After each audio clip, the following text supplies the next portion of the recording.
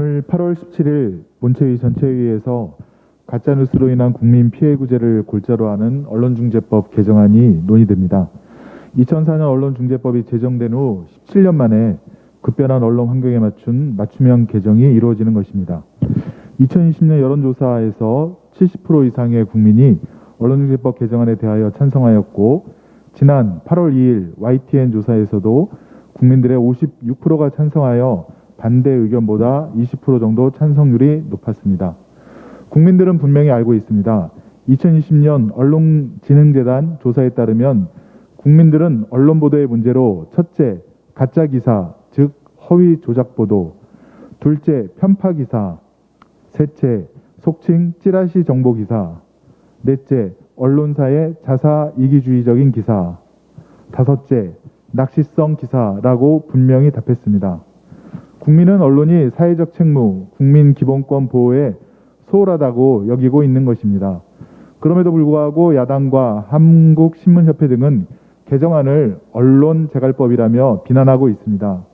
물론 언론이 보고 싶은 것만 보고 쓰고 싶은 것만 써서 허위 조작 보도를 하거나 편파적 보도를 계속할 경우 새롭게 시행되는 언론중재법 개정안 위반이 아닐까 하는 고민을 하게 될 것입니다. 위와 같은 언론 내부에서의 행해질 그 게이트키핑이 향후 언론 보도의 위축을 가져올지, 아니면 국민 기본권 보호를 위해 더욱 성실한 취재와 공정하고 객관적 보도로 이어질지 향후 법 통과 이후에도 국민 여러분과 함께 지속적으로 지켜볼 사항입니다. 그러나 분명한 것은 언론은 언론중재법 개정안의 반대가 아닌 언론 스스로 자정 노력을 해야지만 잃어버린 국민의 신뢰를 다시 찾을 수 있다는 것입니다. 우리 언론이 2020년 로이터 저널리즘 연구소의 언론 신뢰도 조사 결과 5년간 부동의 꼴찌를 기록한 사실은 이제 아주 널리 알려진 사실입니다. ABC 유가보수 조작을 통해 배달되지도 않는 새 신문이 동남아로 계란판 공장으로 팔려가고 있는 것도 분명합니다. 왜냐하면 2021년도 신문 수출량이 이전보다 더욱 증가했기 때문입니다. 그러나 대부분의 신문, 특히 족벌 수고 언론에서는 위와 같은 사실을 보도하지도 않고 반성하지도 않고 있습니다. 한편 최근 한 언론사는 홍보 기획사로부터 광고용 기사형 광고를 받아 대량으로 보도하였다가 포털에서 한 달간 기사가 내려지는 수모를 겪기도 하였습니다. 미디어오늘의 보도에 의하면 위 언론사만이 아닙니다. 기사형 광고는 다수의 언론사에서 보여지는 행태라고 합니다. 위 기사형 광고를 객관적인 기사라고 믿고 물품을 구매하거나 계약을 체결한 국민 피해는 가늠할 수도 없고 이를 법적으로 회복시킬 방법도 없습니다.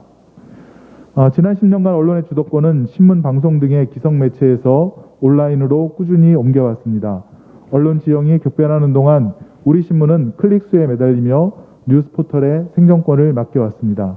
사람들의 관심을 끌기 위해 자극적이고 선정적인 보도를 일삼아 왔습니다. 정론 경쟁이 아닌 클릭 경쟁에 매몰되어 왔습니다.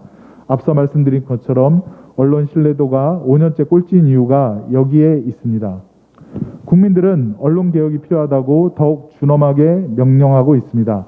이제 언론 권력을 국민께 돌려드려야 합니다. 기술의 발달과 시민의식의 성장으로 많은 분야에 국민 참여가 늘어나고 있습니다. 청와대 국민청원을 통해 직접 시민들의 의견을 모아 정부의 의견을 제시하는가 하면 국민 참여 예산자를 통해 국가나 지방자치자의 행정에 직접 참여하기도 합니다. 국민 배심원들은 법정에서 피고인의 유무죄를 가립니다.